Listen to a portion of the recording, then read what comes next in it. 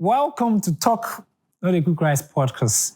If we never record any other episode, I tell you that this particular episode will go down memory lane because it's one that I've really gathered people who are very close to me, good friends of mine, those I work with, to have a very good conversation about fathers.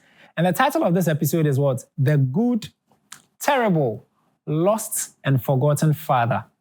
You know, we'll get deep into our stories. And of course, if you're watching us on the Joy News channel, thank you. And of course, you want to subscribe to this content because this rise is good. Now, guys, look to my left and my right. I have a lot of very beautiful people seated with me.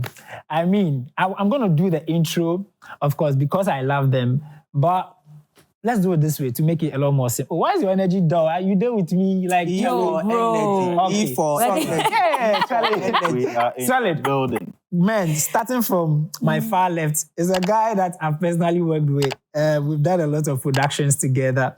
He's one of our top senior camera guys in the house. I love him because, you know how some work colleagues transcend beyond work and become family. Mm-hmm. You know, if you see me cooking rice today, I promise you that this guy's encouragement is part of it. But because he's here, don't make him think like he's some big guy. Yo, bro.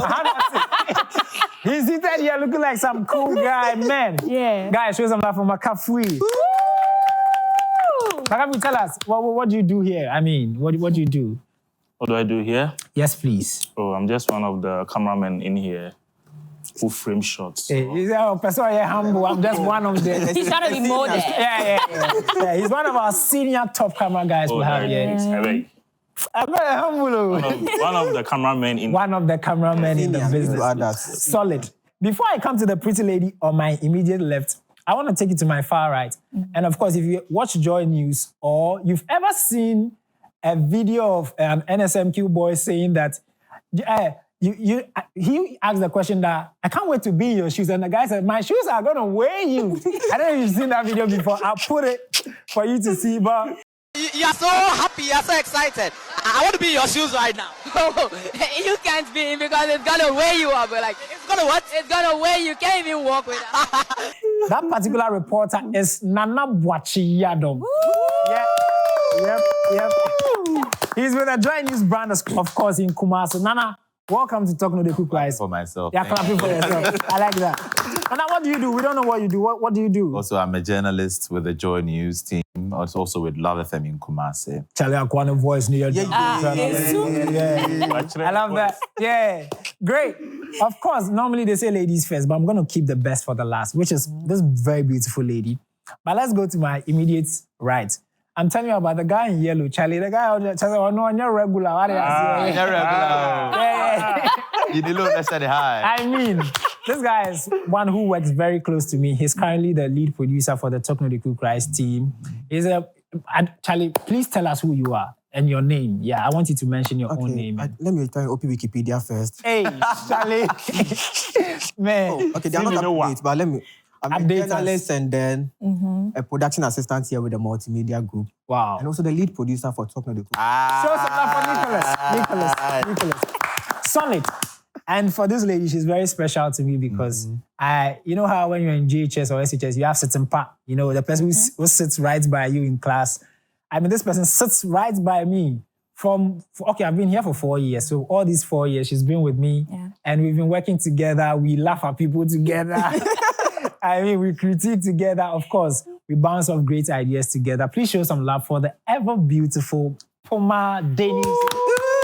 Wow, yeah. Poma, what do you do? What do you do here? Okay, so I'm a Joy News anchor. I host from our correspondence, of course, with Nicholas. Yep. I'm also a voiceover artist. I voice for The Scoop on the Rock Channel, DSTV. And I'm also a text producer. So I'm a woman with many talents. Man. Yeah, woman of valor. Come on. Man. In fact, Derek, at this point, I feel like receiving the JB. Charlie, humble. You be there, you know. It's a beautiful episode, and I'm already loving it. And we're going to start off, of course, it's about fathers. I want to know how everybody relates with their dad. And so we're going to start off with the names of our father, how we call them, and their nicknames, you know. So starting off with me, my name is, the name of my father is Cephas Kojo Ashilevi. Nice. But I call him Efu Kojo, you know. Yeah, that's the name of my dad. Nico, how do you call your dad? My dad is Samuel Kwame Yamwa. Okay. I call him Dada, but most people call him Uncle. Uncle. Yeah. Ish, solid. Nana, how do people call your dad? Because my dad is called Louise Osei. Louise Osei. But how do you call him? Do we start? So let's come when we come back. When we come back, you give us the gist. Yeah, the gist, yes. You know, there's in Ghana, some people call their father Braju. Yeah. No, I never got that chance to even call my father any nickname. Wow. I know him to be Louise Osei. Just that. Wow. Okay. Thanks for that. Yeah. Basta. Okay, Basta is the name I call Makafu. So if I mention it a lot, you know. Basta, how do you call your dad or how do people call him? So my dad is Isaac Koku Newton Agbagba.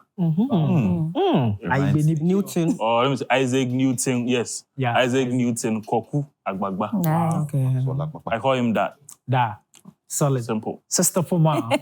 My dad is John Kwabneji. I call him Denisia Papa. Solid. And I want us to start off with, just so you know, the guest we brought today was intentionally curated, people that can really give us a very meaningful conversation. And we are starting off with somebody who is not just a young person, but is also a dad. The Makafu you see there, no, he's not a small boy. Obi Papa. Damien Papa. You know, Damien Papa. It's me, a small boy. Man, I think I want to know, what was the first thoughts that came to mind the day you found out that you were going to be a father? Sincerely speaking, no, I didn't have any thoughts in mind. I remember May, around that period, my wife and I went on a trip, went to work on a project. But she wasn't looking the normal wife that I know. Mm-hmm. So when he came back, I was like, she's not well. Go and check. She went to check. I got home from work and she was like, I see me new more. Why must say? I was like, oh, yeah, sure. And results in the check. So I checked. And the only thing I did was, oh, thank God. I think it was very early in our marriage. Mm-hmm. So I think that was 4 months into our marriage. I was like, anyway, they were there because people don't get this opportunity. So once I always came in early. The only thing is to be happy and then start getting ready for being a father. Right? Wow. I mean, my dream that say I'll become a father this early, or I never had any plans of being a father. Not that I didn't want to be a father, but as to preparing your mind towards no, it wasn't part of the plan. Wow. Yeah. That's very interesting. Yeah, that's very interesting, you know. Because Charlie, we are sitting by people are not children. No. I'm excited about that. Because now you have a son. Oh yeah. And very handsome boy, very handsome boy. Yeah, solid or chilly. Hey, you do well. And in as much as you said you were not prepared for it, how was it? You know, having to now prepare for it. You know, more like it came by surprise. Oh, it came very early in the marriage. Financially, what did you have to do to put in place to know that, Charlie, we have a big, more like, I don't want to say project, but like, like, you know, this is something big. What did you have to change or adjust to be a father? Nothing really. We just had to live our lives, by the day. The first project was making sure my wife had a very beautiful, pregnancy journey. Mm-hmm. Very important. Making sure the end of the pregnancy, she has a good and a safe delivery. That was the main focus from the early stages. But after Damien dropped, life has been normal. I think we take it by the day. Mm-hmm. It's just a step-by-step kind of thing. So, but I miss the pregnancy days. Really? Rather? Yeah. I thought he was going to say he missed the single days, like just you and your wife. My wife's pregnancy was a beautiful one. It was one of the moments in our young lives that we were really like that close and that attached to one another. Mm-hmm.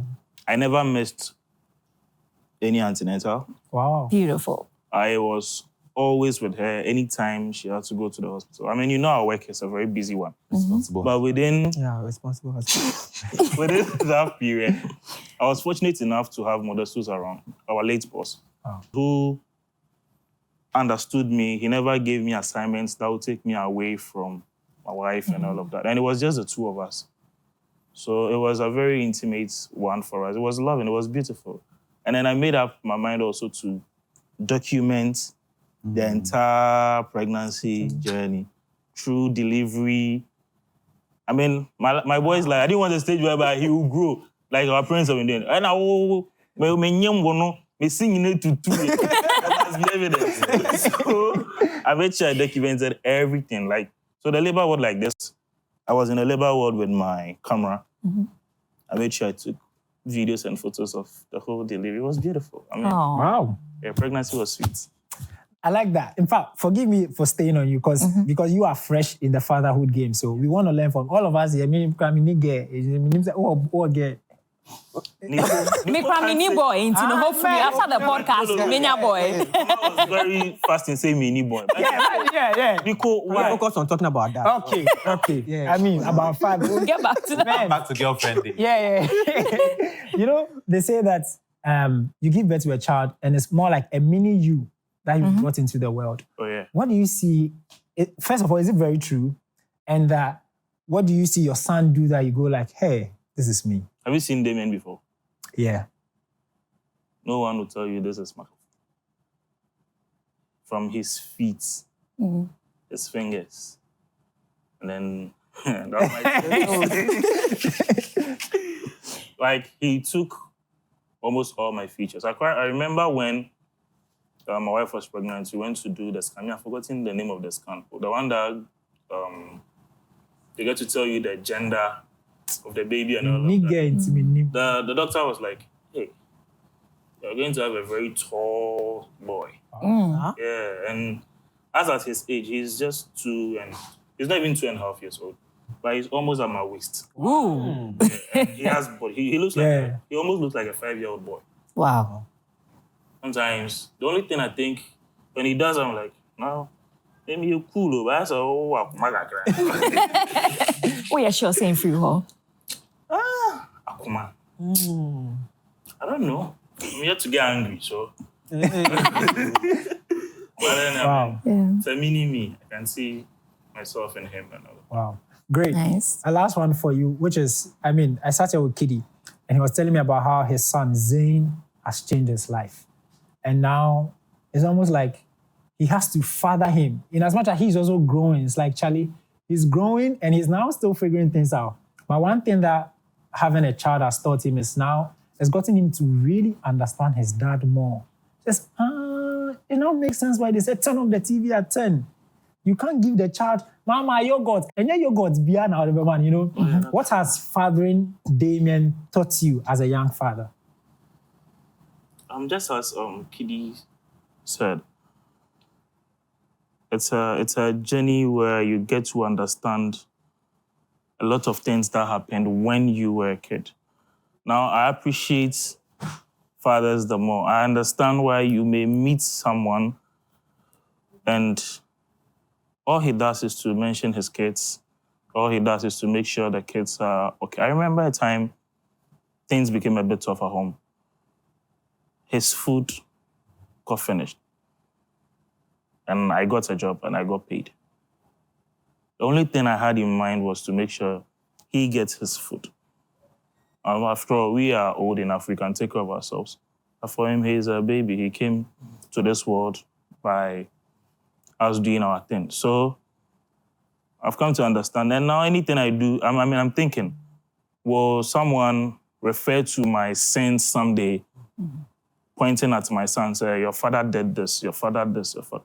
So anything I do now, I'm considering him and thinking it should have a positive impact on his future. I don't want him to live a life where he's going to be walking in my dark shadows. If he's going to walk in my shadows, it should be the brighter ones. So it has a positive impact on his life. And every single time I get a chance to pray for him, I like to tell him that his life definitely should be way better than mine, and then he should be able to go to places I never imagined. I mean, I'm wishing him well more than myself. Wow. As it should be. Like, and it's like that. It's beautiful. I'm excited. And I want to come to Nana. In fact, the reason why we decided to get Nana on this particular episode is because Nana has a very different story. One that every one of us here is representing a certain kind of fatherhood, you know. Mm-hmm. My dad left for abroad when I was very young. So we never really had a lot of time. In fact, he left when I was in class 1. He came back when I was in JHS 2. Oh, really? And I remember when in the school and they said, Samambi has come. He's like, Obroni, he's looking for you. Then when I got downstairs, he hugs us, gives you pegs. Oh. I'm saying, hey, Ghana, you're trying to sound. Like, yo, bro. That's how, you know. In fact, it was so bad that even when I was in university, when I was going to meet my dad in public, I'd have to tell him that, please don't give me a peg. Like, we don't do that here, you know. But one thing was that we didn't grow up seeing him. But those days, there used to be space to space. And so the space to space woman, he had bought a lot of airtime. So the space to space woman would come and call us after school. Hey, my papa afraid. And we'll go to the junction and make a call and all of that. So some of us sort of still had, in as much as he was not physically present, he was somewhere still around. Then comes in Nana. Nana, how do you feel hearing Makafui father his child care so much about his very young child that would even go hungry just for the child to be comfortable? How do you relate to that story? I think his story is one interesting one that I have heard. Looking at Makafui and having a baby for how many years now? 2.5 years. 2.5 years. And look at how he cares so much about his baby. It makes me so much excited. I have not had that chance growing up for more than 20 years now. I have never seen my dad. I do not know who my dad is. And so when I listen to your story, it reminds me of a quote that I read back then in senior high school that says, irresponsible fatherhood is a betrayal of duty and also a betrayal of love. And your story, with what you're telling me right now, what you're telling all of us, hearing it sends me back to the days when I was thinking how I wish I had my dad with me. I've always had my mom. My mom has been my father. On Father's Day, I call my mom to wish her happy Father's Day. And on Mother's Day, I call her to wish her happy Mother's Day. I've been all around my life doing everything with my mom. And I think that is how I've lived it. For more than 20 years, as I say, I don't really go back to think about where's my father, because my mom has always been keeping me going. She gives me everything that you are giving to your child now. But the feeling would never be the same. I would wish that while I turn my left to see my mom, I can turn my right to see my dad. And with you who would see your dad come to school to give you pegs, you never liked it. I wish I had something like that on the streets of Kumasi when I'm walking all over. Everybody admires me. Every man I see, I approach them because I want them to take me as a son. So all my life, I've had father figures. I've not really had my father. Wow. Charlie, I'm so sorry you had to go through that. But does it come with a certain anger that are you angry? Does it make you angry? I think that's the truth. It comes with certain anger. This is my first time telling this story. Not to my mom, she would just brush it off. Let's just forget about it. But I was so much ready to go everywhere to look for my dad. Wow. Yeah. And whenever I'm home, I ask my mom, where does he stay? Where did you meet him? Like, I want to hear, maybe she tells me he lives somewhere. I could just go sneak around and look for my dad. But I never had that. So it comes with that kind of anger. I'm like, whenever I see this man, whenever I come vis-a-vis with him, I'm going to tell him how painful it feels not to see him around. Wow. Do you still want to see him? Maybe not now. Maybe not now. Does he, because now you're on TV, you cover stories, you report on stuff. Does he, you don't think he's ever had the chance for somebody to say, oh, that's your son on TV? No, I've never heard anything like that. As I said, I've had father figures.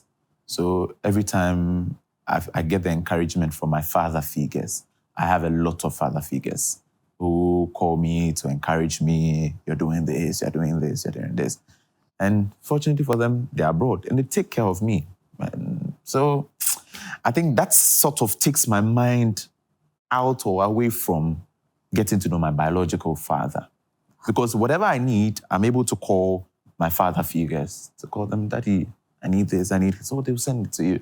And from nursery to university to where I am today, it's been my mom and my father figure. So I don't really draw my attention back to my biological father. Come to think of me being on TV and then wanting to hear from him, I don't really go back to that.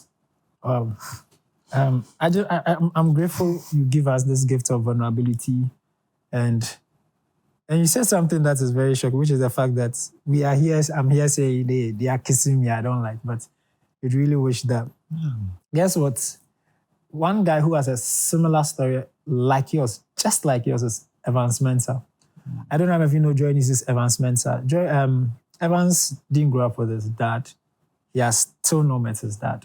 And it's a very, for him, it's like, there's no connection to a father that's, What does that then do for you? Now that you're also growing, eventually you would marry. Does it then get you to go like, this is something I cannot repeat. This is what I don't want to ever see myself do. What expectation does it set for you? See, this is something I would never wish for anybody. Yeah, not for anybody at all. Not for even people I don't like. See, the experience and the things that you go through at night, thinking if you had a father, you could go speak to him, confess things to him. It's different from all these things that we are putting to, like what we are saying right now. The feeling at night is different. To be frank with you, sometimes I go through certain things and I'm like, how I wish I had my father. I could just go knock on his door and tell him, Dad, this thing I went through in school, and he would advise me. Because I have friends who come, who when we meet, they'll be like, my dad, I had this experience, I shared it with my dad. I'm like, you, let's not talk about our fathers. And to be frank, every time I meet my friends and it's about fathers, I brush the conversation off. I find my friends will be very shocked about this, hearing this for the first time, because every time I meet them, I'm referring to my father figures as my biological fathers. See, not even my children should have me away from their sight. I should be there with my children. I should be there like McCaffrey with his son. I should have the same thing. My children should see me every single day. That's what I say. Because the kind of torture that I go through inside me should not be repeated. It shouldn't be repeated. And anybody out there shouldn't put their kids through the same thing. Because at night, just at night alone, when I think about this, I always cry. Always cry. And I just wish sometimes we came to this world without fathers being in existence. Like we are just having mothers. But that's not possible, right? No. So why do we have fathers and we don't? Why do everybody have their fathers, their mothers, and I don't have my father and I only have my mother? It's painful, but then I'm going through it slowly. Wow. So sorry about that. Yeah. Sorry, Charlie.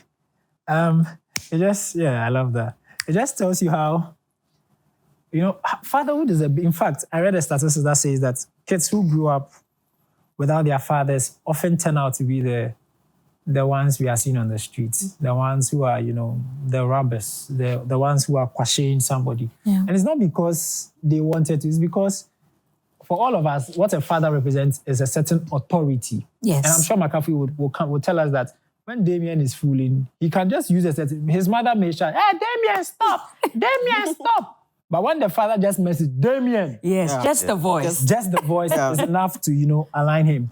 And so when that authority figure is missing, there's almost as if there's no direction for the young person.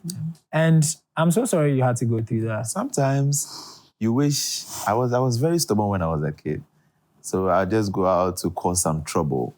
And you see somebody's father, I'll go to their house. I had a friend called Nana Kame, at back of her house. And I'll cause trouble and his father will come. The way he beats me, I'm like, if I had my father here with me, it would be blows between two of you. I just have to take the beatings and then go away. because the thought of not having a father, Derek, is very, very painful. I'm growing. And I've not, for being on TV close to 4 years now, I've not even had anybody call me to say, oh, this man says he saw you on TV and then you are his son. It tells you he doesn't even know how I look like or who I am. The story my mom told me is that he never wanted to see me. He never wanted to have me as a child. Oh. So, Anna, thank you. Thank you. I understand. And guess what? I was at the barber shop last Saturday, and my barber was talking to somebody on the call. You know how somebody's on the call, but you are eavesdropping? Yeah. And I think he was talking to a girl. That's what I suppose. And the girl was asking, where's his dad? And I think she said, oh, the last time he saw his dad was when Atamils died. Oof. And Atamils died in 2012. Yeah, okay. Yeah. He's not seen the dad again, you know? And so it just tells you how big a deal it is for him. When he was even speaking to the girl, he mentioned that he doesn't want to see him. Like, he doesn't want to get anything to do with him, you know?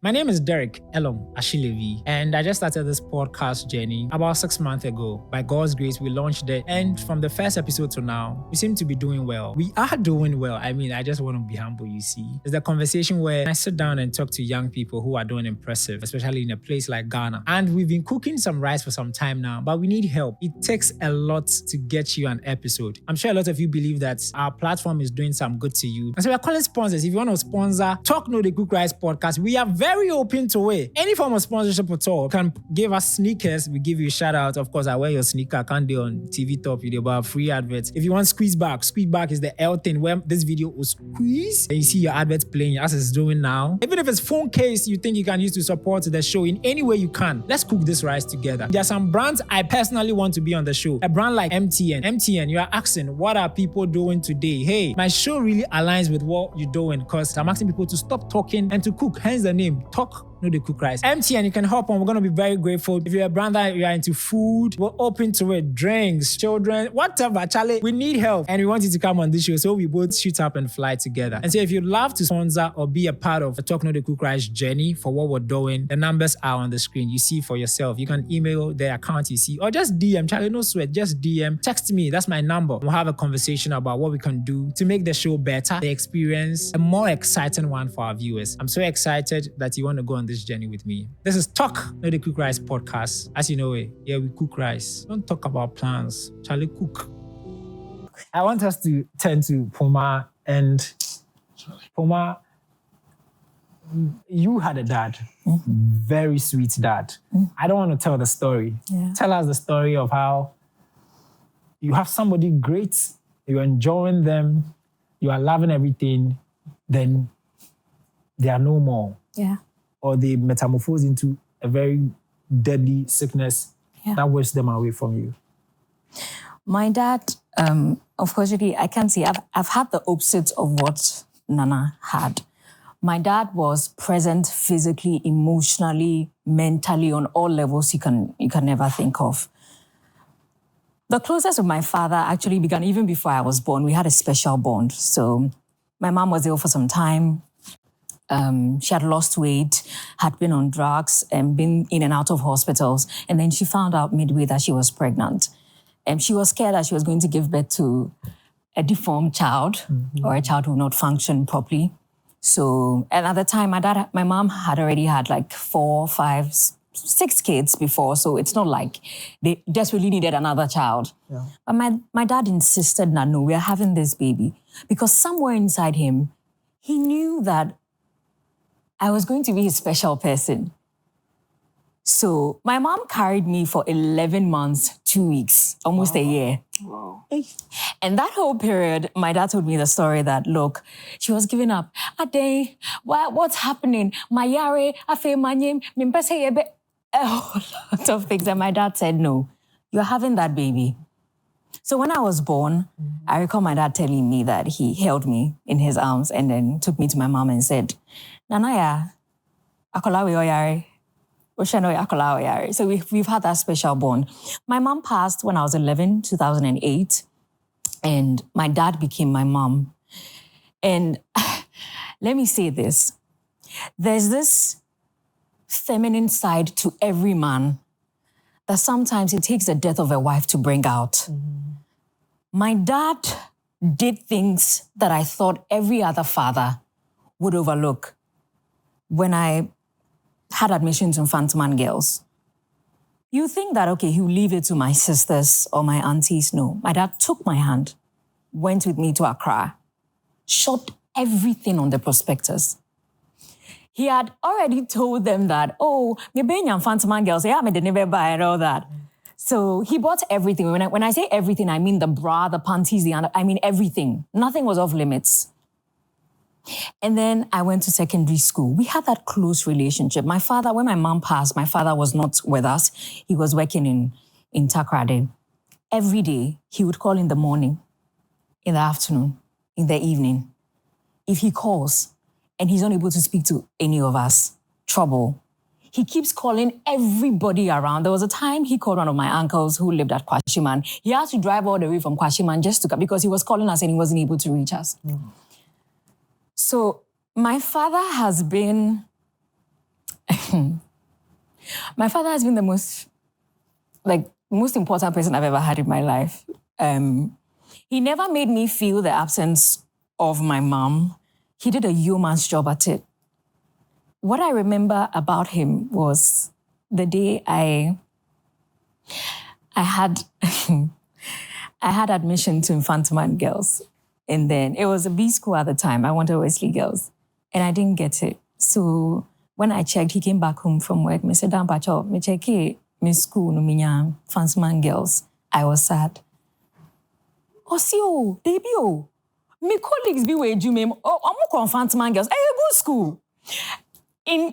I knew he was just trying to get it out of me that, oh, it's okay if you didn't get your first choice. And I'm still proud of you anyways, right? The fact that you got your second choice, I mean, you've done a good job. That encouragement did a lot to me, my psyche. I'm not a DB, right? My dad is not a rich man or anything. But I never missed out on a father's love. Like, if for nothing, I had it in abundance.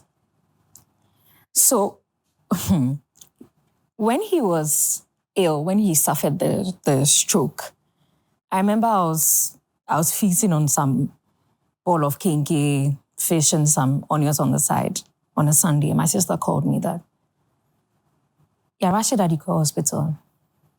What's wrong?" Doctor says suspected stroke. My dad is a 74-year-old strong man. Even at his age, he was pretty strong. I mean, you don't have to do much for him. And he was pretty independent. I picked a car, went to the hospital. I had never seen my father that vulnerable, because he's never had to need anybody to move him around, to do anything for him. When I saw him, when I went to the emergency ward and I saw him over, he was stiff, he was drooling. Like, I'd always seen the best of him. So it was pretty discomforting to see him in that state. I spent 3 nights with him at the hospital. And he did something that I really remember. The first night at the hospital, at the emergency, because of the stroke, he couldn't talk. It affected his speech, so there was no way he could communicate to you if he needs something. He had the drip on him. He was on the bed, so I was lying close to his bed. And then I realized that he was moving, like he was trying to move, like muffled speech, like he's trying to say something. Okay, but I'm not getting it.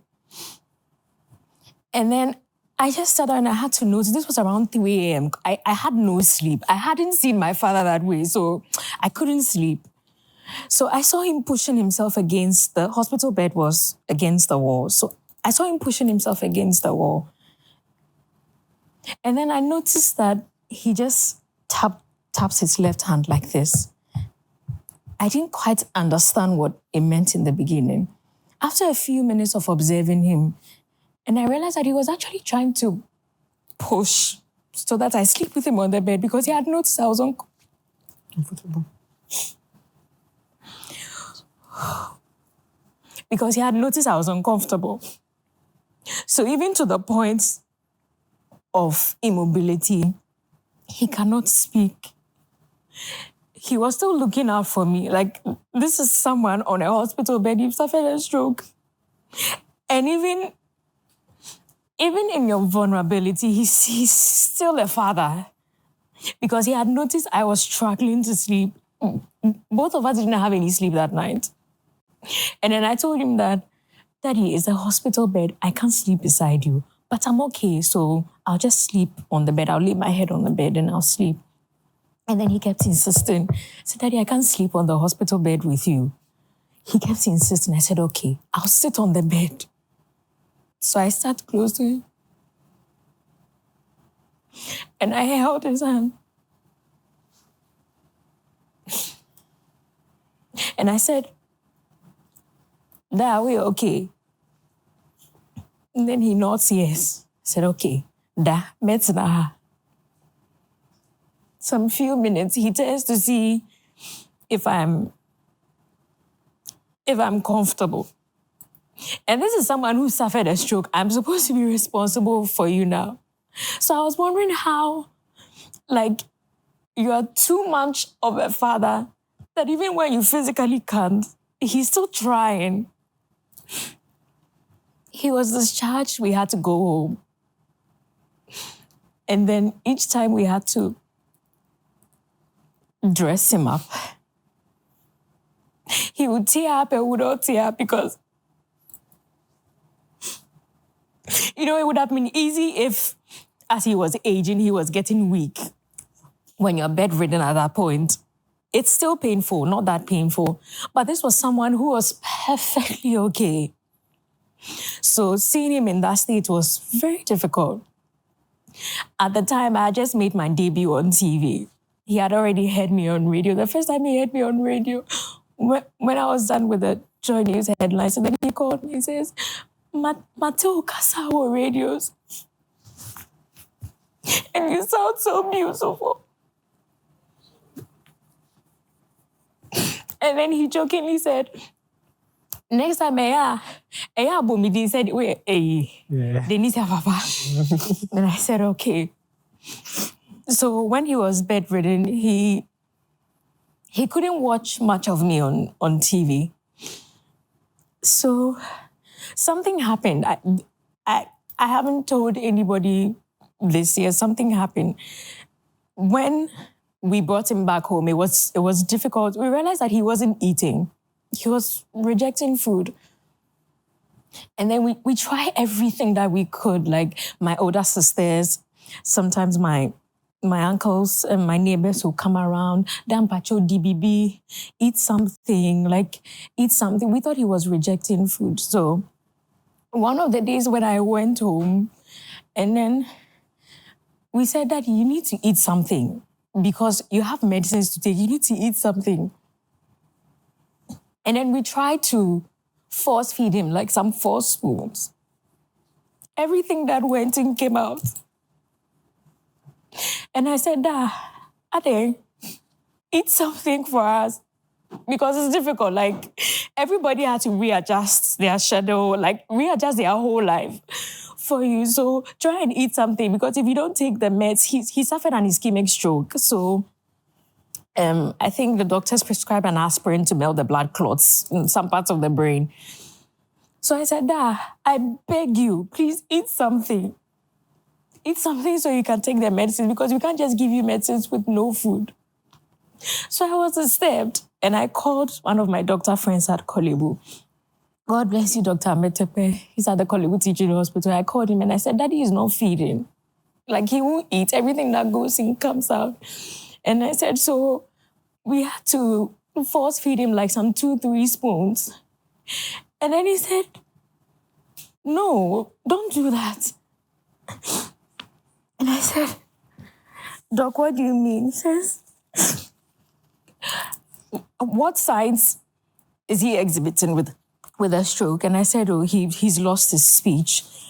His right side is completely down. And it's difficult for you to have any conversation with him. So when I said we had to like force feed him like some 2-3 spoons, he said, no. Then he said, I don't. I said, tell your siblings not to do that. And then he explained to me that usually when someone suffers a stroke, if his right side is down, then it means the left side of the brain is affected. So everything that the left side of the brain enables has shut down. And then he says, don't force feed him again because daddy is not rejecting food. There's a high possibility he cannot swallow. I felt so terrible.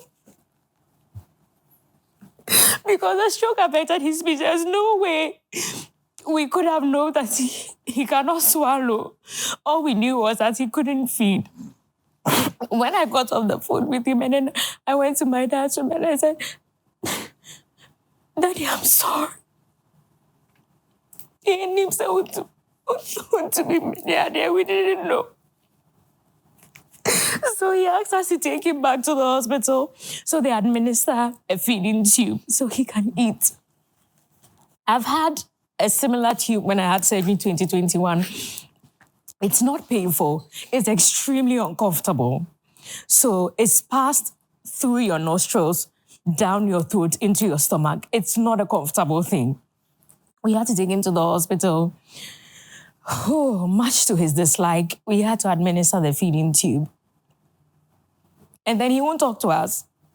You go to his room, you try to feed him, he just wouldn't talk. So I gathered from that he wasn't happy with the feeding tube. But without the feeding tube, we can't get anything into his stomach. Till today, I regret it. I know he knows that we won't do that intentionally, but for all the love that he's given, like all the care that he's given, maybe we should have just paid a bit more attention, right? We would have noticed that he cannot swallow.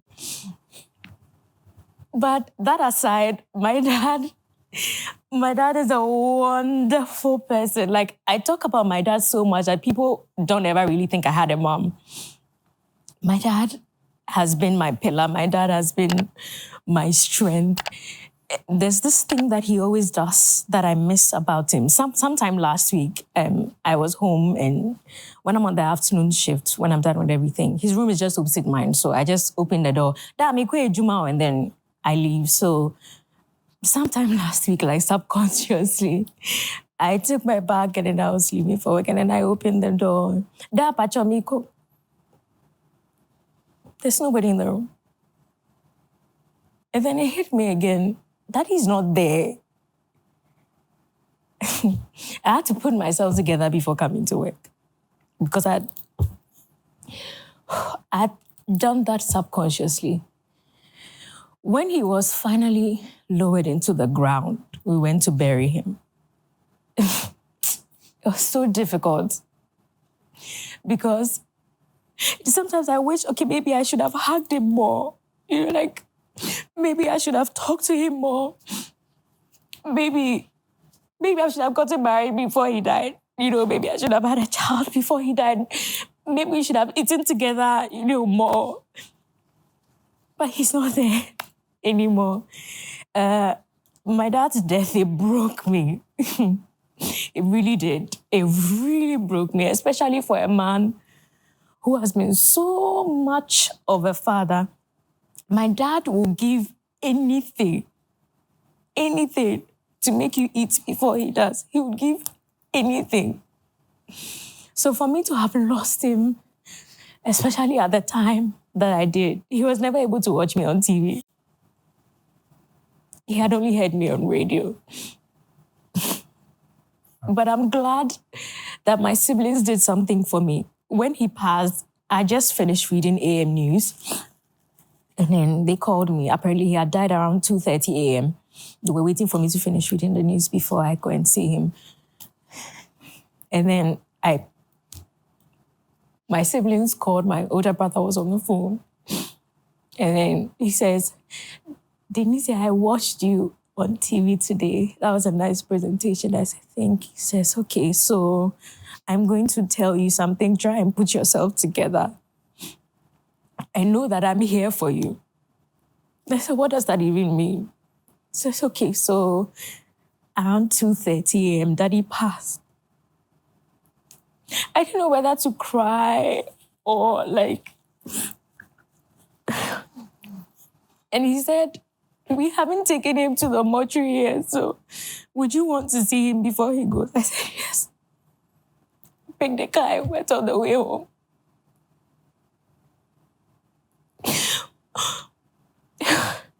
I opened the door to his room.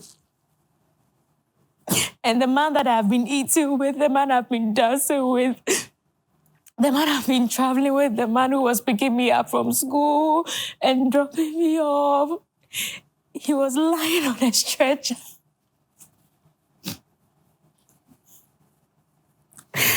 Oh, he was lying on a stretcher.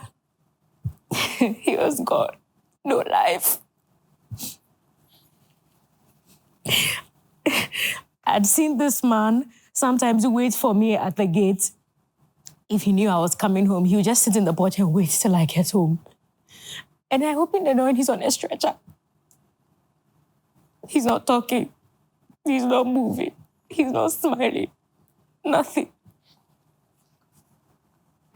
I couldn't believe it. So I just had to hold him, like, try and wake him up, like, oh, nah, like. And then my uncle says that he's gone. He died at 2:30 a.m. Come, sorry, uncle, I'm sorry. Try and put yourself together.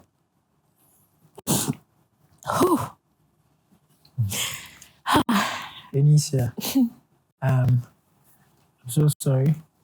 And I think for me, I'm only grateful that I knew you used to tell me your dad's stories even before he passed.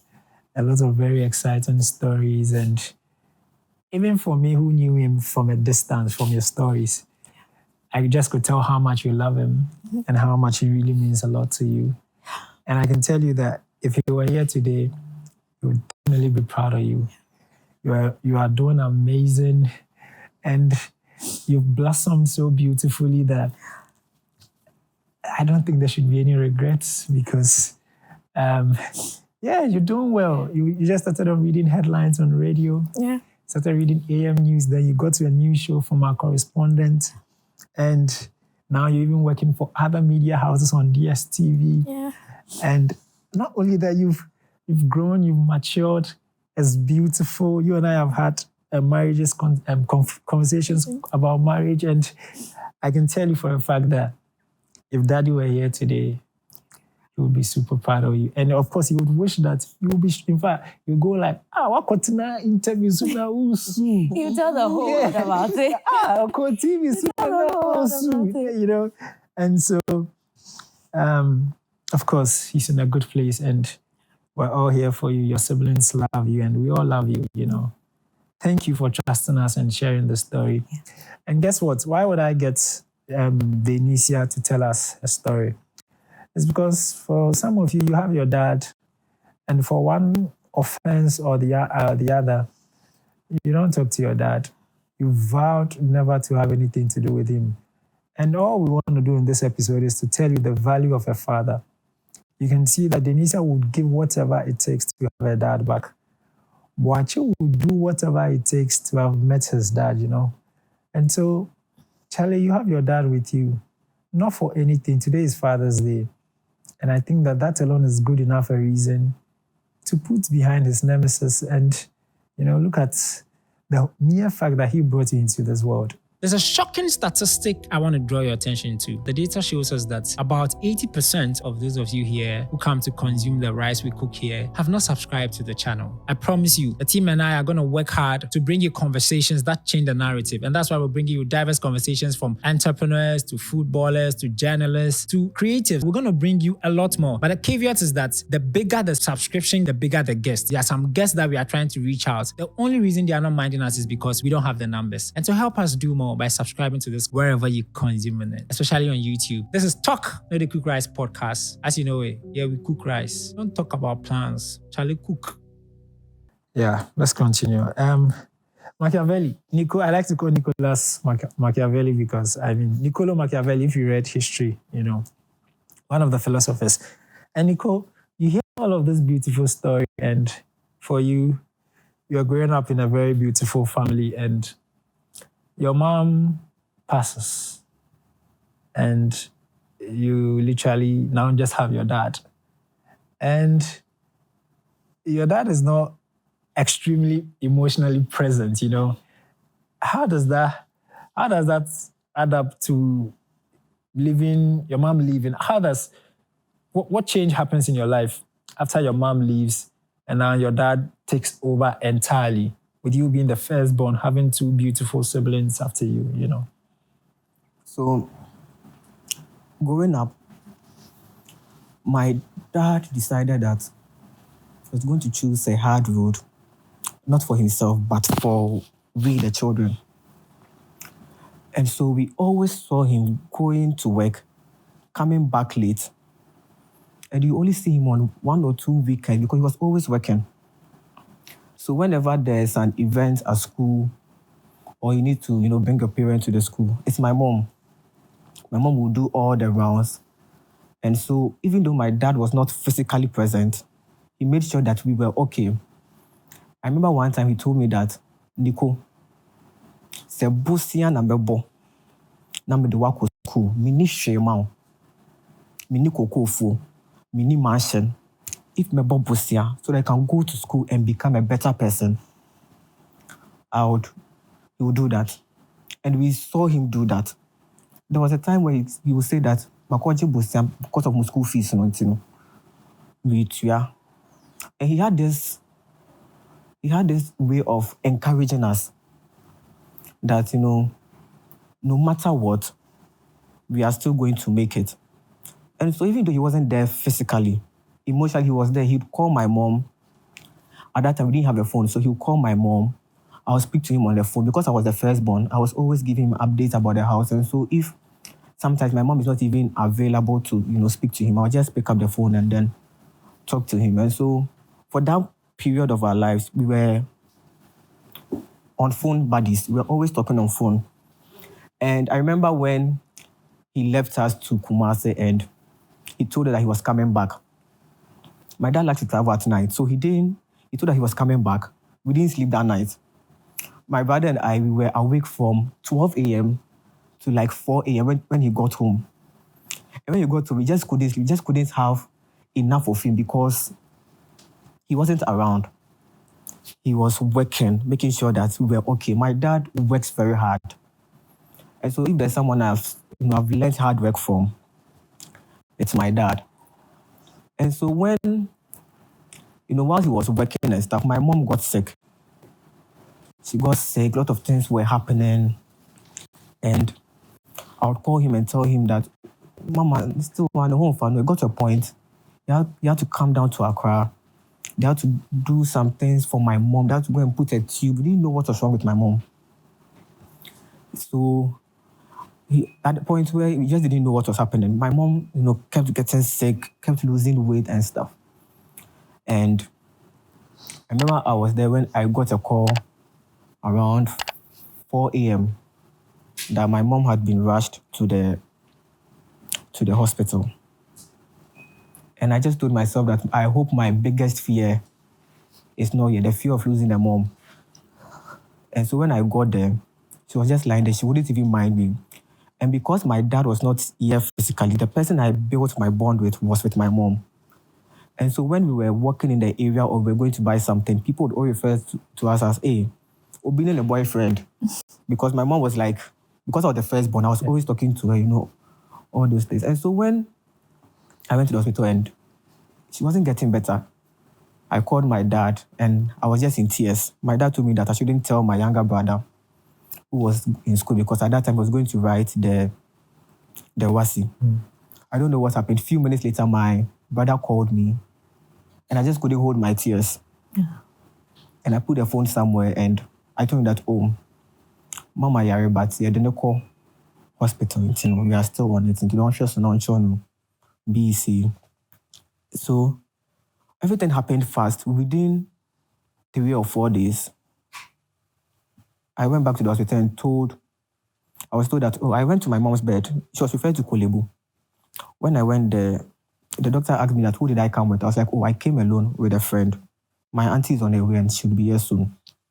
So when I went there, her bed wasn't there. So I thought that maybe she had recovered and then she had been sent to the recovery ward or something because she was at the emergency ward. Then my auntie came. Then we went to see the doctor and the doctor was like, we're free more. At that time, my auntie just held me. And it just felt like a dream. So I don't even know how we got home. When I got home, I think I was able to pick up the phone and just call my dad that, say Naba. And then he had to come to Accra. And so when everything about the barrier was done, now my dad became my confidant. Because previously there were things that we would not really discuss, even though we would talk about school, work and stuff. Now he was the only parent I had, and I still have. So I made it a deliberate, point that I'm always going to make sure that he's okay. Because everything he did for us is for us. He made sure that he was working for us. And so sometimes we'll call him, it's like he's at work, he's busy. And that, he doesn't have time and this and that, and he's getting tired. And he told me that whatever he's doing it for us because he wants to make sure that, I said that in Dubai, but he wants to make sure that we get to a point in our lives whereby he will say that, so he did his part as a father. And so that really created a nice bond between us. And so from that time to now, my dad is... Everything I have to do, I tell him. If I have to go to work, there was a point where when I was going to GIJ, my dad was like, why don't you consider going to Legon rather? And I was like, we don't do, communication is not done in Legon in terms of degree, unless you want to do it at the master's level. I was like, okay.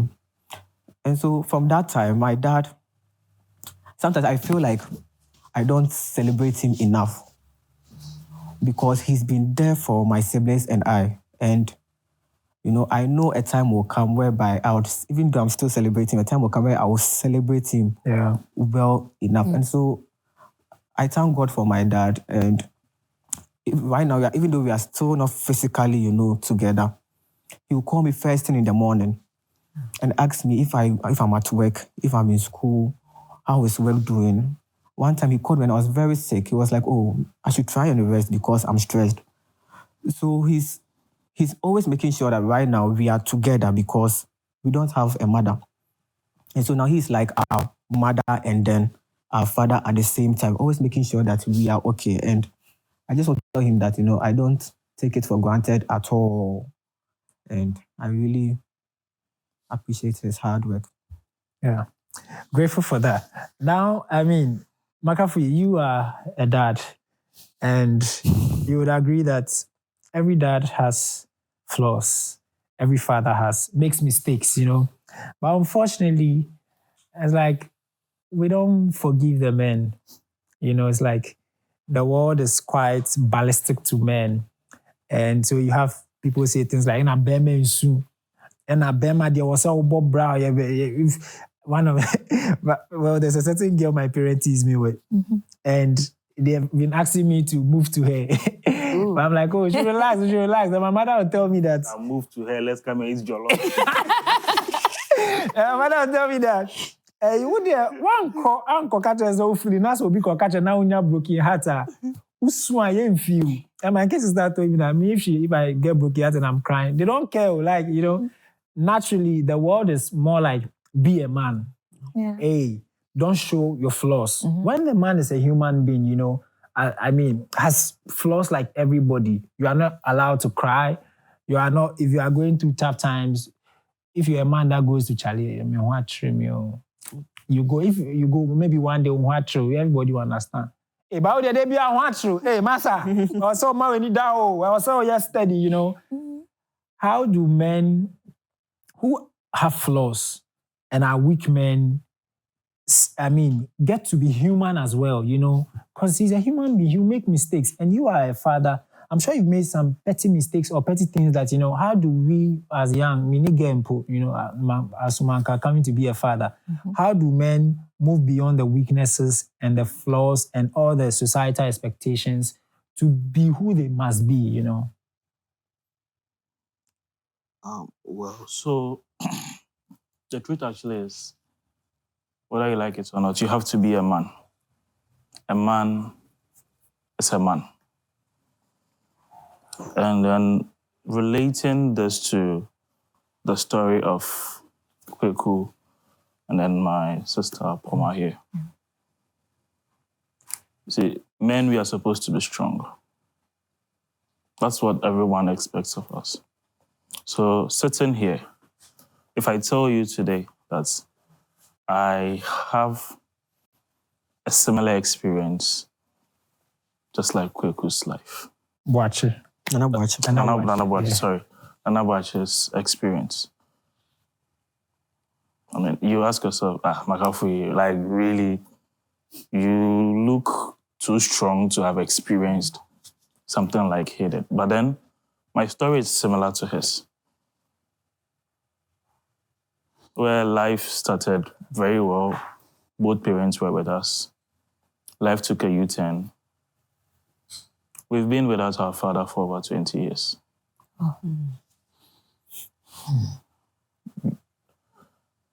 And sometimes, these are not, I look at life from a different perspective. And it is one of the reasons why I want to try as much as possible to be there for my son or my children, no matter what. And I pray God helps me because, yes, you can have a very good plan today, but anything can happen tomorrow. So whilst we hope for a better today, we pray for God's guidance into tomorrow as well. When I am weak as a father, my son is not supposed to experience, or my weakness is not supposed to have a rippling effect on my child. Because as a man, we are built more like a shield for the entire family. That's why even in regular homes, you find a man sleeping at the edge of the bed, and then the wife sleeping close to the wall. When there is anything right now, the man will be called first. No matter how rich your wife may be more than you, a man is a man. A fatherly figure is a fatherly figure. Your presence is needed. So you wouldn't want to, look very vulnerable to your children. Even in your weak state, you would want to let your children know that I got your back. I'm there for you. And that is life. That's what life is about. Once you become a father, you should know that everything you're going to do as a man is just to sacrifice. Yes, it bears good fruits. You will definitely enjoy because it's a fruit of your labor and all of that. But you can't be a man and not be strong. There is no money at home and I'm weak, I'm sad. What do I expect my wife to do? My son is sacked from school. He's home. Daddy, I'll sack him you. And then he comes home, I'm crying. That boy will be broken. Yeah. You wouldn't want to let your children experience whatever the bad experiences you had. And it's one of the reasons why, after everything, I still wanted to have a conversation with my dad. I wanted to know what happened. I wanted to get into his head. Because I don't want that for my children. As a man, yes, he also didn't want me to, see his vulnerability. But now I had to let him understand that I'm old. I'm no more a baby. That small Sammy that you knew. But now I'm a father, someone's husband. I have a generation to build as well. So tell me, what happened? We had that conversation, and it was a tough one. Looking into your father's eyes and telling him the truth, like hitting the nail right on the head. I wouldn't want my son to have such a conversation with me in the future. But there is this proverb that baby a crew too now we me. The soul will still be there. So had to make sure we had that conversation. And it was something that I have learned from. And then I just pray and hope that I don't get away from, I will not be present in my child's life. Even if I don't have money, even if I am sick, I pray that I'll be present in my child's life. Because I've been saying this like on a normal level, like joke. Can't wait to have a girl child. So that I can't wait to have a girl child. Yeah. So that we will have engagements in my home. Like fantastic. See when as a photographer, I've shot a lot of engagements, and then they'll call the bride's father and we beside say. Bema we the idea by say and then I will say, oh menja. My son is my daughter will say, Dada, I can't wait to experience moments like that as a father. And all of this can only come when you are strong. Yeah. As a man, yes, a baby issue, but issue. Yeah. I look very strong, but I cry. Recently, it wasn't just about a month ago. I got home from work and my wife and my boy were asleep. So my wife came to open me and then she welcomed me and she was like, so him said, Damien, Beko, and I was like, okay. I was sitting at the hall. I thought about a lot of things. It was as if a tap had been opened, like for thoughts to just run through my head. Naturally, you won't find me sitting down. Thinking about life. I believe me. God did, I could make him. But for that very moment, a lot of things were happening to me. I didn't know where the tears started coming from. At a point, I had to cross-check if my wife... if my wife had heard me crying and maybe she's trying to wake up or to come and check on me. So 3 days later, I asked her, like, what to say me a call? And I wanted to be sure she didn't notice you crying. Like something happened. But then I've come to understand we are men. It's life. I see life. Just as this bottle on the table. Someone will say it's half empty. Mm-hmm. I see the bottle as half full, which means there is hope. If we keep on topping up small, it will be full. And God on our side. the rest of the year looks beautiful. Yeah. Man, Sure does. Yeah. The rest of the, in fact, just so you know, that's McAfee's catchphrase. Yeah. Yes. The rest of the year looks beautiful. Passion, hard work, Yeah, determination. PhD. Yeah, Charlie. You know, of course, check out McAfee Media on all social media I took outlets. my graduation pictures. He took your graduation Ooh, pictures. bro. Wow. Come Solid. on. Solid. They were excellent. Yeah. Oh, McAfee, you don't joke with. I've worked on a project with him before, so I know his handiwork. Solid guy. Thank you. And McAfee makes a very important point, which I like, which is the fact that, as a man, you can have emotions. Yeah. But you don't necessarily have to be too weak that we find you breaking down when you are the source of hope. No, as for the breaking down, you will break down. You Yeah. break down. You will Sometimes break it's down. difficult to even hide. You will Yeah. break down, but it's just that we don't show it. Yeah. Showing it, we don't show it because we don't want it to have, a rippling effect, a bad effect on people around us because they see us as hope. You heard Anabachi saying, he could go and do something wrong outside, but if he had his dad around, he knew he had some rescue. soldier. So it would have been a fight between, you have been seen as that hope.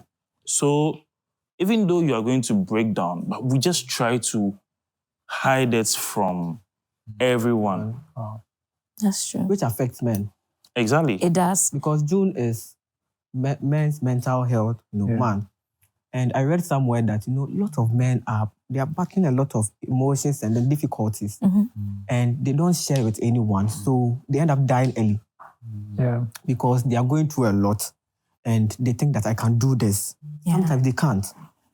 And so for me, I think that even though men are supposed to be strong and then, or they have to be on themselves, they have to, at a point, show that I'm going through this. And it's also because of how society have shaped the perception for men. Exactly. Because men are not supposed to show emotions, that you don't have money. You to go and work. Yeah. Why are you complaining? Men are not supposed to complain, but a man will not complain because he wants to complain. Sometimes he just needs somebody to talk to. Oh, yeah. And That's so if there is no shoulder for me or there's no one for me to talk to, I would keep a lot of things to me. And you realize that all of a sudden I'm losing weight.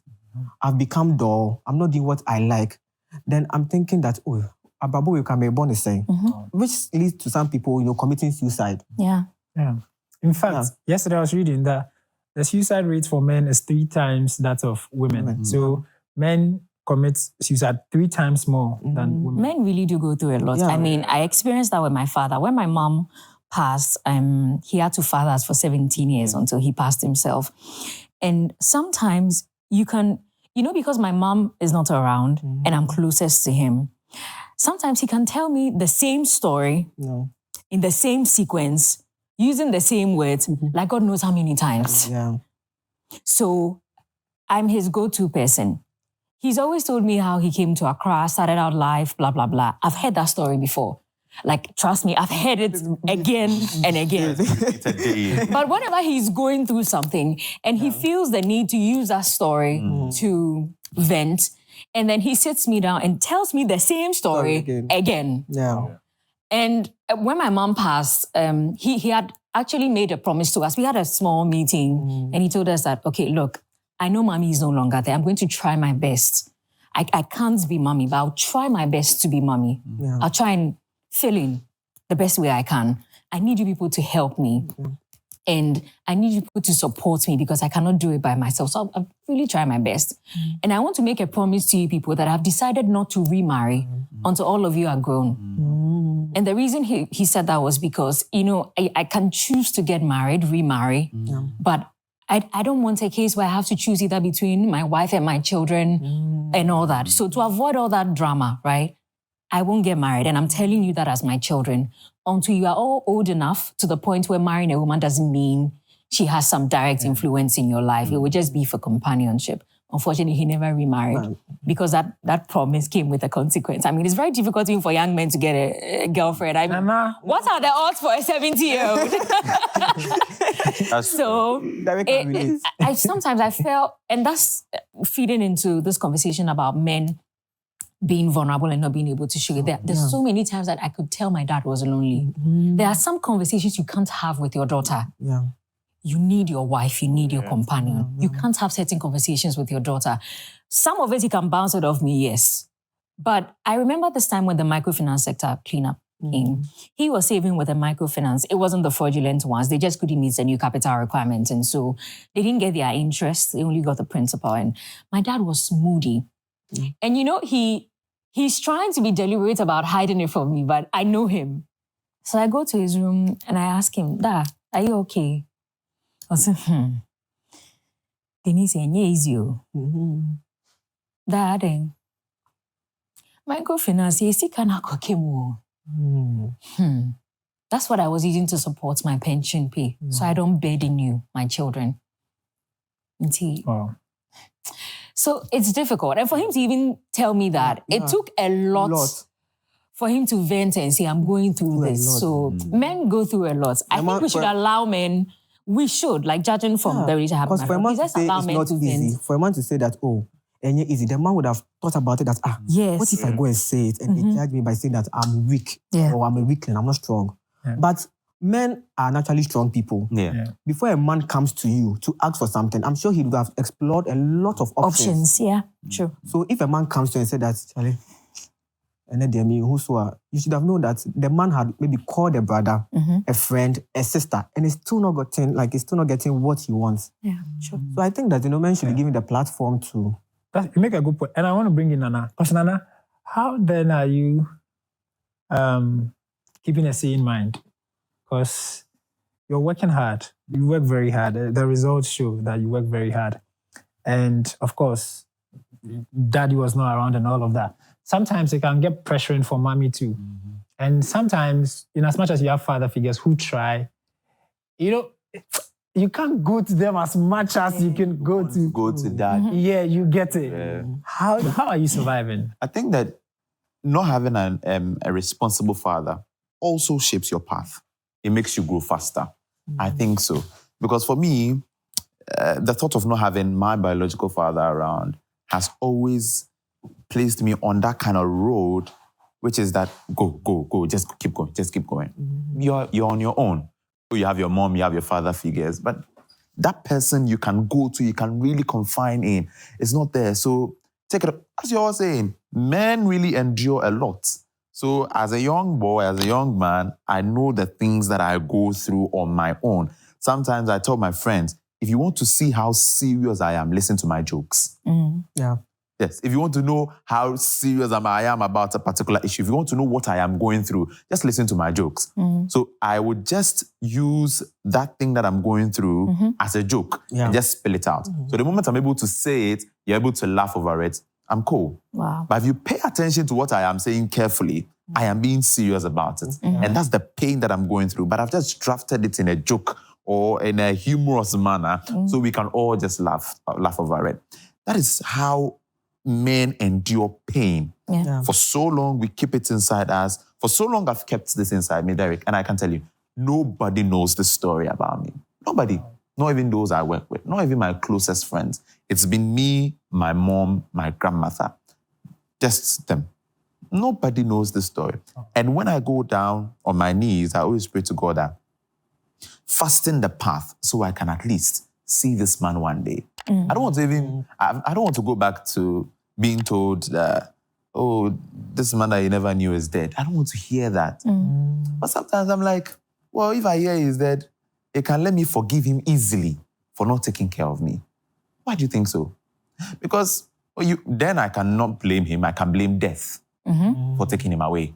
Who knows? Maybe he was searching for me and he couldn't find me. Yeah. So death took him away. So I can at least forgive him. But Eric, at this moment, I've not forgiven him. I have the pain in me and I still endure it. So, But I'm very bothered about that. Because if you ask Mark, we say, if you don't deal with the wound now, and guess what? I also had, my dad blessed me with a gift of vulnerability where he shared some of his mistakes he made. And how those mistakes changed our lives. One of the reasons why I wish he could have that moment with his dad. Just before. Sometimes you get to the point where it's not about blame games anymore. You just want to know. No, yeah.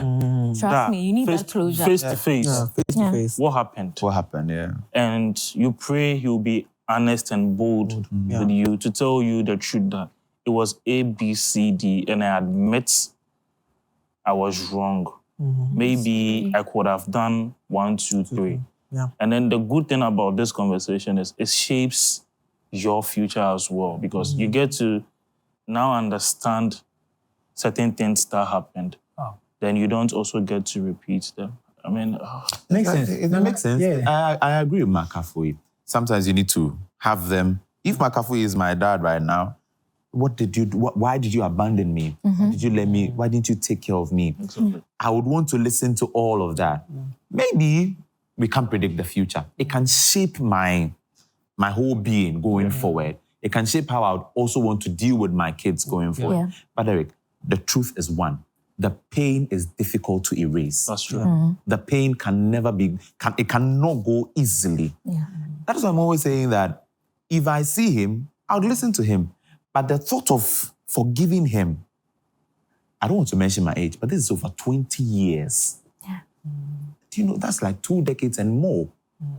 And I haven't met the man who I should be having right now, coaching me. Look at me. Sometimes I have people calling me, you are doing this. Hey, you're on TV. I want to hear my dad call me too.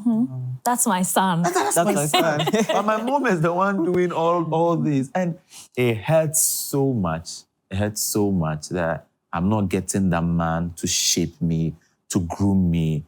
And the thought of it really, really is not the best. And I wouldn't wish this, as I've said earlier, for any other person. I'm super excited about having this conversation because one of the things you guys tell us is that, one of the things that sets our podcast apart is we are not one of those, and we're having conversation that is changing people's lives. Yeah. And for me, I'm super grateful to have all of you tell me these stories. Most importantly, to learn from our lessons and the scars, I'm learning a lot. I really learn a lot from my peers, and it's a little beautiful. We'll get into some light, questions and a few things about our dads because we've been, I don't want us to cry again, Charlie. It's been an emotional episode. But guess what, Charlie? Who saw my kaftan yesterday? Ooh, bro. I did. Do you remember that? Bro. Do you remember that from Adum, I was with Mr. Humsin and we met you down there? He gave you a very nice compliment about your kaftan. My kaftan. Yeah. My kaftan, you didn't see my kaftan. You see, I'm very quiet looking at you. Yesterday when I saw that, Honorable. when we see someone, see someone looking good and you see the person, blalo. What does that mean? Explain the blah to you. She doesn't lalo. Explain to Please explain to us. I'm blah blah blah now. So blah means like wafane. That's right. We're pigeon. And guess what? All of that is made possible because of our very first sponsor on the show. Woo! Yeah. Thank you. Sponsor in French. Sponsor in French. Sponsor. Man. Sponsor. Sorry, I'm told the sponsor. Oh, all right. Français. Yeah. Our director is I have to French. go back to my French classes. Of course, I'm telling you guys about Madu. Madu is a fashion brand that reached out and said, hey, Derek, we think we want to partner with you, Charlie. We'll give you nice, solid kaftans and look good on TV. And we just believe in what we're doing. And guess what? They discovered us through Talking to the Cook, this podcast. So I'm sure you've seen the video play right now. And that video is me, Charlie. What's it? I said, my family, one of my sweets, and I'm here. That's right. And of course, here's where to find Madu. They are sprinters at Dogono Road. Sprinters at Dogono. You can find them on Facebook, Instagram at Madu-GH. Madu is MADOU-GH. And of course, they do kaftans, shawls, shirts, and it's for men only.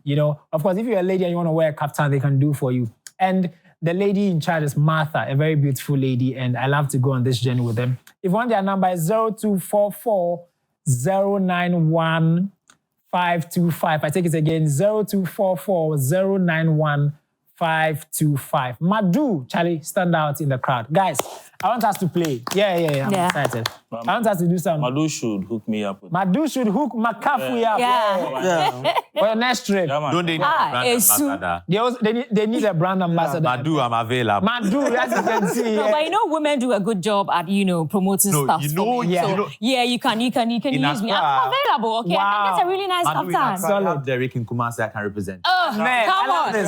There's nothing written, I'm there. In Dubai, you have McCaffrey flies a lot. He really flies a lot. Nice. Guys, I want us to play light no questions very fast. I mean, still on Father's Day. Okay. McCaffrey, what's okay, let me start with Nico.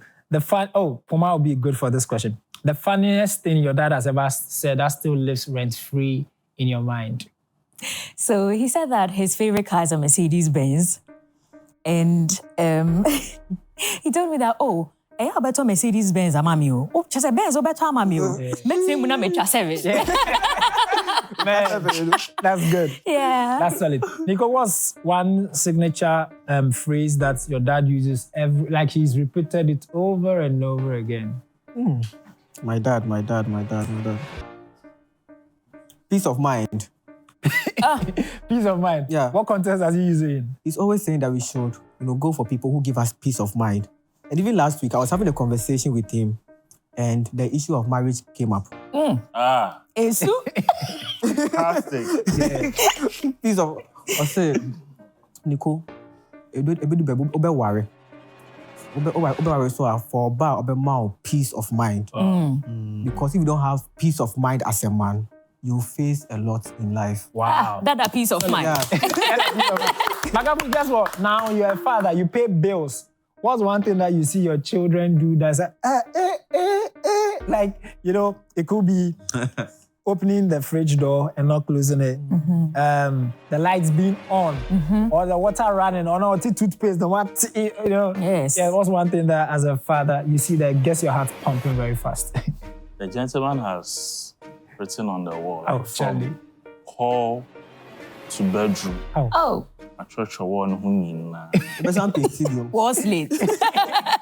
And guess what? Last time I saw him trying to enter the washing machine, I was like, why? What? The wall made their chop by the washing machine. By this time, Man, Forgive you. God try. solid. I like that. Nana, what's one thing you would never do if you become a father? Leave my children. No. Makes sense. That's a good one. Nico, I'd be responsible. you'd be responsible. Okay, back to you on this one. Because you'd be a sweet dad, I already see it. Would you be a dad that will use the belt, or you do, mon fan channel, apalano dear, what type of dad would you? Spare the road, you spare the child. Hey, to be guano.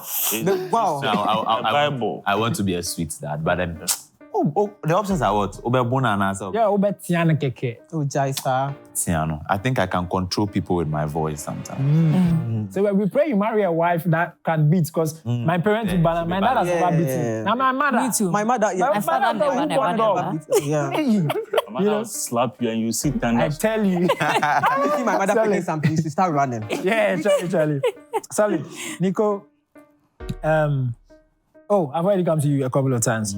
Great. Puma, what's one favorite song or radio show or, song of radio show your dad? My dad's favorite song was Davido's If. If I tell you, I'm telling you. I don't know where he had that from. He's able to sing it. He's able to sing it. I went home one time, I was off work, and then I was going back to work, and my dad said, Denisia, if I tell you, say I love you. I love that. You know Davido. You're kidding. Solid. I love that. One word that a father represents for all of you. Babster, one word. A pillar. a pillar. Denicia, Strength. strength. Machiavelli, Perseverance. perseverance. Yeah. A model. A model. A model. I think I've been asking all the questions, so I'll probably give in a minute. Everybody can ask me a quick question about whatever, and I'll also be honest with you. What would you do if you were in my shoes? That's a great one. Caught him off guard. You see that coming. What would I do if I were in your shoes? I think that, of course, it hurts. I'm not going to sit here and pretend it's soft work. That if I were in your shoes, I would have done things better. Yeah. I'm sure your shoe size is even bigger than mine. You can't even. You can't even wait. It's gone way. You can't wait, you know. Yeah, that boy is actually. I think that as McAfee advised, and also because I'd had a vulnerable conversation with my dad, and I think I can share before I've been vulnerable, and it was about my dad had 2 wives. My mom was the second wife. So I asked, why not one? Why 2? If you have 2 wives, different lives, you know. Like you have to be. Anything can bring an issue. Anything can, you know. So I was like, why couldn't he stay, you know? And he told me what actually led to it, and it made me a lot more empathetic and made me understood him. And that in itself scares me too, because I know that I cannot repeat this mistake, you know, especially because part of the reasons he made the first was something that I can avoid if I'm actually, you know. Yeah. And so I think I'd want to have the conversation. It would be difficult. Very difficult. I'm not going to say you will heal right away, but it would put some things in context. And McAfee said he did it and he's helped. So at least from an expert opinion, I'd want to do that. Nico, got any question for me? Machiavelli and you guys? Any question for you? Yeah. I'd like to ask, how do you treat, I mean, of course, because you'd have a child someday, but how would you want your daughter to be, like a relationship with your daughter if you have? Well, guess what? I have glimpses of that because now I have a niece. Oh. And oh Jesus, I love my niece. I have a lot more pictures of my niece on my phone than any other lady. When I'm there, I watch it, I'm like, when the mother comes, Mama, Fino, I'll call the mother, bring my child to me. So I can already tell that I think I'll be a very sweet, especially because my dad is already expressive. Like Charlie. So I think, yeah, I'd really love my kids. Yeah. God help me. I mean, looking into the future, you're going to be a father very soon. What's your biggest fear? Wow. My biggest fear of fatherhood. Yeah. You know how they say, if you know a lot more, then the stakes are higher. It's like when we're in class, the few people they choose for a quiz. Of course, we're saying you're a lot more smarter than everybody, but it also puts a certain pressure on you. Guess what my current fear is? That how to now live my life in the eyeballs. Because now the podcast is starting to get views. Celeb. My friend. You know, so I'm thinking of, one of the things I've been thinking about, if I get a girlfriend, how will I announce it? Like, and so I also want to maintain some privacy. How would I? You post it with a sticker covering it. You know, I'm thinking about that. And I'm also thinking, so even girlfriend now cries a big deal. And so I think one of my greatest fears would be how to raise kids in the limelight. Because apart from even this podcast, I pastor a church. People have expectations of me. You come to job, your boss has expectations and all of that. So how would I basically navigate that? Perhaps I'm waiting for a question and it's a wrap. What will you sacrifice for your child? I think every dad will say their life. Everything, to give. If you are going hungry for Damien, it's because he's a lot more important to you. And I think I've seen my dad do the same. I mean, through his ambition, his life, his future, to go and live in the cold. When my dad comes to Ghana, he's the happiest because Charlie will say he likes the heat. I'm a Ghana issue. Ghana is hot. You know? I know one time he did a video of 2 a.m. going to work and the cold, even the car is frozen. You know, had to work. Man, so forgive my life. Guys, it's Happy Father's Day. Say something to a father you know, a friend you think is doing well, or to yourself. Happy Father's Day. Let me say, Happy Father's Day to all fathers, or all responsible fathers. You are Qualifying the father. God bless you all, and may God continue to grant you strength. Your reward definitely will happen here on earth and also in heaven. And also for other fathers who, for various reasons, are not present in the lives of their children. You have a story, and I pray God make things work out for you so you can be present in the lives of your children. Happy Father's Day to my father, Isaac Newton Agbagba. And then I wish my late boss, Modestus, was around. Wherever he is, Modest, happy Father's Day to you. Thank you for everything you've done for us, because you've been a guide on this journey of mine as a camera technician. And you were a father to all of us in the department. We miss you, and may you continue to rest. Thank you, Makafui. Denisia, I mean, you've got some people who would love to hear from you. Yeah. Happy Father's Day, Mr. John Kabneji, Denisia Papa, wherever you are. I'll still celebrate you even in your absence. Happy Father's Day to every father figure I've ever had in my life. Mr. Boache, Kaswa, my uncles, Francis Ej, and most importantly, my older brother, Alphonse Nanaya Oji. Happy Father's Day to you. You made a promise that you were going to try and fill Daddy's shoes. You've done excellent work so far. I appreciate you for it. There was something that my dad used to do for me on my birthday. Everyone, he's the first person to wish you a happy birthday, but before that, he's going to call you if you're not close, wake you up, pray for you, bless you, and then tell you that this year will be great. Whatever you want to achieve in life, you can do it. And my brother, since my father is not here, my brother did that this year. Alphonse, happy Father's Day to you. Thank you. Thank you. I know how difficult it is trying to fill in Daddy's shoes, but happy Father's Day to you. I love you. And every man in my life, my bosses, my cousins, my uncles, Mr. Boache, Mr. Yeboah, everyone, Uncle Francis, thank you. Happy Father's Day to you. We are because you are. We are because of your sacrifices. Please don't give up. Please don't give up on us. Even when we're stubborn, please don't give up. Happy Father's Day to every man out there. I love you. Man, this is beautiful. Machiavelli, you've got your father listening to you. Yeah. Happy Father's Day to my dad, Samuel Kwame Yamwa. Dada, we are so grateful for you. We see the hard work you are putting in for us. And I'm assuring you that we will never let you down. That, we will continue being there for you. And may God bless you and continue to strengthen you so that you can enjoy the labor of your fruit, the fruit of your labor. Because I'm not a business car, so that peace of mind. Peace of mind. Yeah. So, and also to every father figure in my life, my cousins, and everyone who is playing a role in my life. Happy Father's Day to you, and God bless you. Wow, Nana, you have had father figures, and your mother is your father. Say something to them.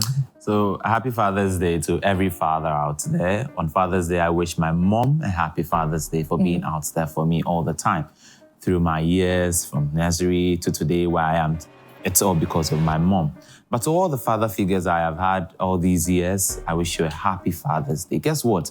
They say behind every successful man, there is a woman. But even much better is that behind every successful young boy, young girl, there's even a better father. And that is what you out there stand out for. Be responsible, take care of your children. They need you as their role models. They need you to groom them. They need you to make sure that they stand on the right path day in and day out. And don't leave that child alone. Don't risk taking their responsibilities. Don't even make it shaky. Go in, standing for your child. And some other day, sometime when they grow, they will turn their back to say, I had a father who took care of me. And that will be you watching me. Happy Father's Day. Wow. I have one more thing to say. Sure. Fire. We shouldn't discriminate. Father's Day, let's celebrate men. I see, sometimes when it's Mother's Day and Father's Day, there's no balance. We don't have a song. That's the beginning of the problem. We don't have a song. Yeah, I think fathers are not celebrated enough. We don't have a song. That's the beginning of the whole problem. But they have a song for Mother's Day. Sweet mother. Both one for fathers. But I think that, fathers they need to be celebrated more. Let them know that we also celebrate them and also love them. And we are also watching them because some of them feel like, I'm working. I don't even have time. Yeah. And you're not even appreciating what I'm doing for you. Wow. So let's appreciate our fathers more. They may not be there forever. And so Which is while true. they are alive, use that time to Yes. celebrate them. Yes, Make sure please, that they are okay. please Call don't. them, check up on them. Please, because you won't have them forever. When you have them now, please celebrate them. Hug them more, kiss them more, sit with them often. Take videos with watch them. TV, take videos of them because trust me, you would need it sometime when they're not around. Wow. Yeah. Makafui, there's somebody important I don't want you to miss out on. Talk to the person. Oh, I just want to, before I forget, I just want to wish all the camera guys a happy Father's Day. Yep. Yeah. These guys, amazing gentlemen, amazing fathers. We know what it takes to be in this industry and to be a father as well. You guys are doing a yeoman's job. God bless you. May God bless the work we do. May it be more fruitful. And then also to our boss, Joseph Saki. Yeah. Boss Joe. Yeah. Happy Father's Day. I mean, you've been a father figure in our lives since you took over. And we say thank you. Happy Father's Day. Myself, I have a conversation I have with you. Thank you so much. I know that things will be doing in the background. I know. Thank you so much. Happy Father's Day to you, Maka. Yes. Oh, Damien, Papa. Happy Father's Day to And guys, you. guess what? Thank you, guys. I also have a father. And on this particular day, I just want to say a happy Father's Day to the man who gave me life. Safe as Kojo Ashlebi. I like to call you Efo Kojo. I call you my small boy because, Charlie, you've worked so hard for me that now I'm cruising. Like, Charlie, I'm in soft control. I just want to say thank you for everything you've been sacrificing your life for us. You've done a lot of things that many fathers cannot do. 7 children, all of us went to university. Wow. Thankfully, we're all great kids, lawyer. In fact, one of my siblings completed Harvard just last 2 weeks. Yeah, I saw the video. I was like, nah. Do you have a Harvard graduate in your house? You know, my dad has been a very great helper, pillar, and I really appreciate you. Thank you for showing us God. We love you. Thank you for, you've spent all your luxuries. The luxuries you should have been enjoying. You've given it to us, and we promise that we'll work very hard and God will bless the work of our hands. We also take care of you. And guess what? If you see me here today, I've also had other father figures who have stepped in and helped me become a better man. One of them is Reverend Kojo Cranton Bailey, Reverend KK. I'm super grateful. You taught me God. I was a messy, stubborn boy. But today, by your grace, even this work coming to multimedia, you brought me here. I'm super grateful for being not just my pastor, but my father, my mentor. I'm grateful to one guy who always likes to stay behind the scenes, Mr. Richardson. I am grateful.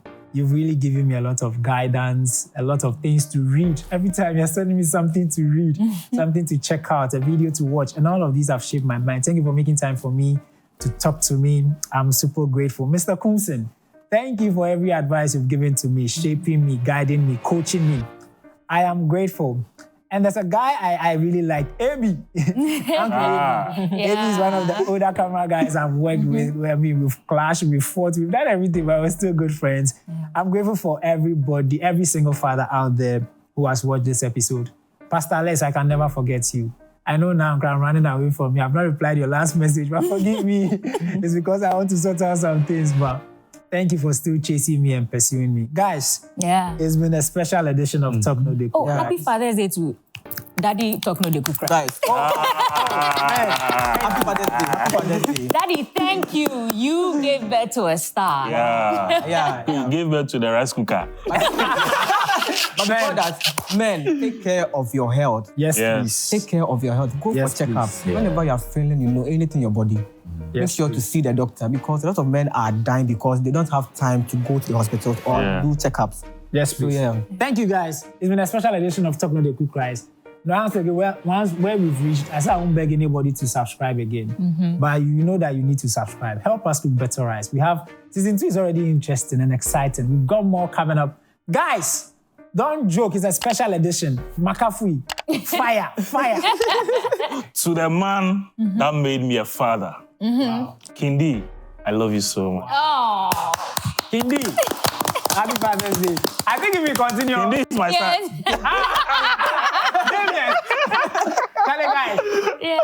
Thank you for having a good conversation. All right. God bless you. Guys, we're out. Bye-bye.